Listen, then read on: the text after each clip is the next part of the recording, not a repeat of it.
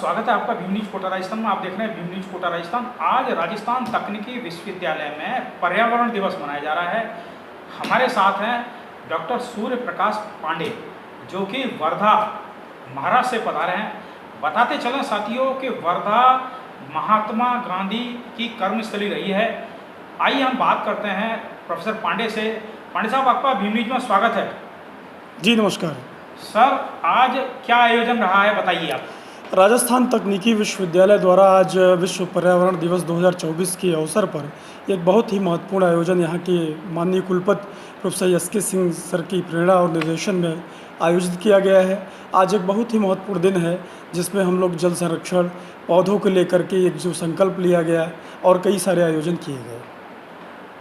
Professor Pandey, आपने यहाँ विश्वविद्यालय परिसर का दौरा किया। आपने देखा होगा कि चारों तरफ हरियाली ही हरियाली है। क्या कहेंगे, इसका श्रेय किसको देंगे आप?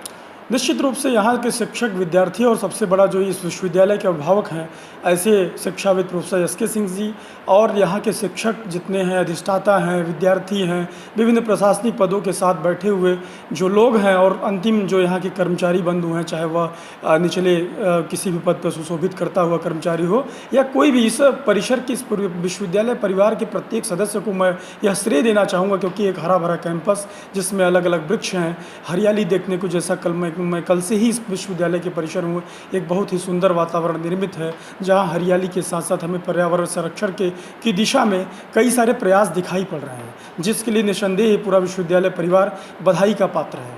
प्रोफेसर पांडे, आपने देखा होगा कि अक्सर जब टेक्निकल एजुकेशन का नाम आता है तो टेक्निकल एजुकेशन सिर्फ अपने आप को मशीनरी तक सीमित रखता है, लेकिन इस राजस्थान तकनीकी विश्वविद्यालय में honourable vice chancellor professor SK. Singh के निर्देशन में छात्र तकनीकी शिक्षा के अतिरिक्त एज वेल एज जो सामाजिक कार्य हैं, जैसे कि एनसीसी है, एनएसएस है और भी राष्ट्रीय सेवा योजना है और भी गतिविधियों में संलिप्त रहते हैं।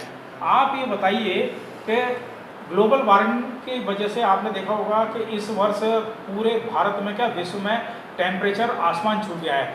इस ग्लोबल वार्मिंग से बचने के लिए क्या संदेश देना चाहेंगे आप विश्वविद्यालय के प्रशासन को, छात्रों को और कर्मचारियों को? देखिए, यहाँ की इस विश्वविद्यालय का यह सौभाग्य है कि यहाँ पर जो माननीय कुलपति हैं वह एक प्रतिष्ठित शिक्षाविद होने के साथ साथ देश के जाने माने पर्यावरणविद भी हैं।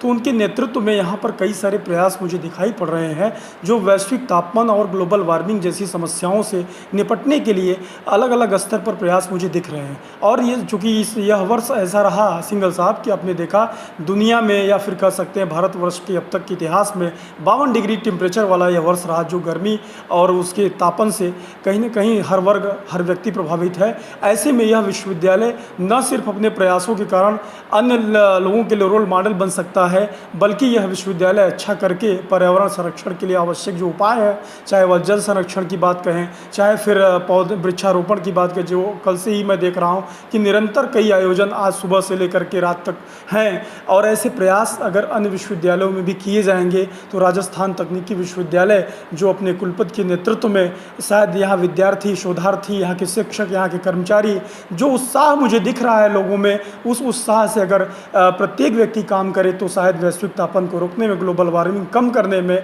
उसके खतरे से बचाने के लिए यह एक रोल मॉडल विश्वविद्यालय बनने में कहीं से भी मुझे नहीं लगता कि सफल होगा, बल्कि यह नज़ीर भी बनेगा, लोगों के लिए उदाहरण भी बन सकेगा। सर, एक प्रश्न है, वर्धा में और कोटा में एनवायरमेंट में शिक्षण संस्थान राजस्थान तकनीकी विश्वविद्यालय और आपके यहाँ जो वर्धा में शिक्षण संस्थान है, उसके एटमॉस्फेयर में, इंफ्रास्ट्रक्चर में क्या अंतर है? देखिए, अंतर प्रत्येक शहर का अपना स्वरूप होता है। मैं बापू की कर्मभूमि से, विनोबा की कर्मभूमि से आया हूँ और यहाँ भी महापुरुषों की, जैसे मुझे पता चला, यहाँ चंबल नदी के किनारे बसा हुआ यह शहर है जिसकी अपनी एक गरिमा है, एक महत्ता है, जिसे हम पुराने दौर से देख रहे हैं कि लंबे समय से चला आ रहा है। माननीय लोकसभा अध्यक्ष जी के यह संसदीय क्षेत्र है जिसमें स्थापित यह विश्वविद्यालय जो शिक्षा की और शिक्षा और मेधा की तपोस्थली है, जहाँ पूरे देश का कोचिंग स्थल जिसे हम कहते हैं कि टैलेंट के लिए बड़े बड़े टैलेंट यहाँ आकर के IIT और और नीट की तैयारी करते हैं, कुछ कोटा की जो एक वैश्विक पहचान है कि इसे आईआईटी की प्रिपरेशन के लिए, नीट के प्रिपरेशन के लिए शिक्षा की मंडी के रूप में भी देखा जाता है। ऐसे में इस शहर में 4 और विश्वविद्यालय होना, जिसमें राजस्थान तकनीकी विश्वविद्यालय जैसा प्रतिष्ठित विश्वविद्यालय होना गौरव की बात है। रही बात वर्धा की, तो वो मेरी कर्मभूमि है, जहाँ एक दौर में गांधी जी ने भी देश की आज़ादी दिलाने के लिए भारत छोड़ो आंदोलन की जो पूर्व पीठिका थी उसे तैयार किया। शिक्षा को लेकर के बुनियादी तालीम से लेकर के अन्य कई सुधार किए, जिसके लिए गांधी जी को एक लंबे समय तक वर्धा प्रवास करना पड़ा। एटमॉस्फेयर या इससे जैसे यहाँ तकनीकी जी निश्चित तौर पे टेम्परेचर में कितना फर्क है? टेम्परेचर वहाँ ज़्यादा है, वहाँ ज़्यादा नहीं, टेम्परेचर यहाँ वहाँ पर 46-47 है, मुझे लगता है कि उसी के आसपास यहाँ भी है, तो लगभग समान है, हरियाली भी समान है। प्रोफेसर पांडे, अभी आपने देखा होगा कि ग्राउंड वाटर का जो लेवल है बहुत नीचे जा रहा है जी, और चूँकि अवेयर होना बहुत ज़रूरी है, बरसात आने वाली है।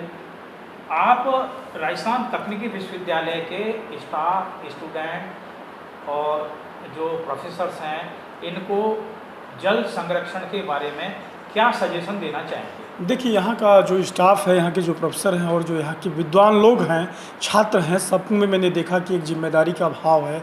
जिम्मेदारी का भाव मनुष्य में होता है, और वही मनुष्य जो पूर्ण शिक्षित हो। शिक्षा का मतलब ही है कि जिम्मेदारी का एहसास कराना। तो मुझे लगता है कि जल संरक्षण को लेकर जो आवश्यक उपाय है, यहाँ के लोगों से मैं अपील करता हूँ कि उस उपाय को न सिर्फ अपने व्यवहार में लाएँ, बल्कि जल की महत्ता को समझते हुए वह जल संरक्षण के लिए वो सारी प्रयास करें जो संभव है एक मनुष्य के द्वारा, क्योंकि वह नहीं करते हैं तो जल जैसा संकट, जो वाटर लेवल जैसा कि आपने बताया कि नीचे लगातार जा रहा है, तो ऐसे में हमारी महती जिम्मेदारी, क्योंकि नैतिकता मनुष्य की विशेषता है और हम सब में है वह, तो इसलिए हमारी जिम्मेदारी बनती है कि हम उसे पूर्णतः बेहतर ढंग से करें। Professor Pandey, one more question, last but not least, थोड़ा सा शिक्षक वर्ग से परे हटकर भारत की वर्तमान राजनीति के बारे में आपसे चर्चा करेंगे। अभी कल ही लोकसभा का रिजल्ट आया है। एनडीए गठबंधन बहुमत में है, लेकिन फिर भी थोड़ा सा उनको बाहरी सपोर्ट की ज़रूरत है। क्या देखते हैं आप, क्या नज़रिया है आपका, क्या होगा? देखिए, आपने बहुत ही समीचीन और प्रासंगिक प्रश्न उठाया है जिंगल साहब। मैं कहना चाहूँगा कि इस देश की जनता ने, सबसे बड़ी जनता होती है, और जनता ने जो जनादेश दिया, माननीय प्रधानमंत्री जी जो भारत के यशस्वी प्रधानमंत्री हैं, उन्होंने कई विकास के निर्णय किए, विकास की योजनाएं चलाई इस देश के लिए, और जनता ने लगातार तीसरी बार उनको बहुमत दिया है। मैं नहीं कहूँगा कि प्रचंड जनादेश है, क्योंकि जैसा कि 2014-2019 में हमने देखा तो कुछ मुद्दे थे जिसमें मैं आपसे बात कर रहा हूँ जी, कई मुद्दे ऐसे थे वाला मुद्दा था, वो कहाँ तक सही था, कहाँ तक गलत था, कह नहीं सकते। लोगों ने अफवाह उड़ाई थी कि आरक्षण समाप्त कर दिया जाएगा, लेकिन भारतीय संविधान में ऐसा कोई प्रावधान नहीं है कि आरक्षण को खत्म कर दिया जाए। लेकिन भारतीय जनता पार्टी का नेतृत्व इस चीज़ को सही ढंग से जनता के बीच में डिलीवर नहीं कर पाया। इसका भी ये कारण है, सीटें कम रही हैं। अब आप बताइए आगे क्या होने वाला है? कई ऐसी बातें जो आपने कही, बहुत सही बात कही कि कुछ बातें जो हम स्पष्ट रूप से लोगों को नहीं समझा पाए, जिनमें एक कम्युनिकेशन गैप एक शब्द होता है, शायद इसका परिणाम हुआ, क्योंकि आरक्षण खत्म करना तो किसी की मंशा ही नहीं हो सकती। भारत एक ऐसा देश है जहां आरक्षण तो रहना ही है, और कुल मिलाकर के बस यह है कि आरक्षण के जो मानदंड हैं वह बदलने चाहिए। जो गरीब व्यक्ति वास्तविक गरीब है, आरक्षण की आवश्यकता उसको है, चाहे वह किसी जाति का है, किसी धर्म का है। तो यह सही व्याख्या जो होनी चाहिए थी, मुझे लगता है वह जनता में एक स्पष्ट फैसला नहीं जा पाया, स्पष्ट संदेश नहीं जा पाए, और कुछ चीज़ें हैं जो कमियां रहीं, जो हार के कारण रहे कुछ जगहों पर। उसकी समीक्षा निसंदेह प्रधानमंत्री जी के नेतृत्व में भारतीय जनता पार्टी करेगी, और जो जनादेश मिला है उसका सम्मान करते हुए जो सरकार है वो अपनी प्राथमिकताएं तय करके भारत के विकास के लिए आवश्यक कार्य करेगी। आपसे हमारे साथ प्रोफेसर पांडे जो कि वर्धा से हैं। सर, आपने भीम न्यूज़ को समय दिया, आपका बहुत बहुत धन्यवाद। जी, बहुत धन्यवाद। यदि आपको हमारी दिखाई खबरें पसंद है तो हमारे चैनल को YouTube पे जाकर सब्सक्राइब कीजिए, लाइक कीजिए, शेयर कीजिए, कमेंट जरूर कीजिए। बने रहिए हमारे साथ न्यू अपडेट के लिए। आपका बहुत बहुत धन्यवाद। देखते रहें भीम न्यूज़ कोटा राजस्थान।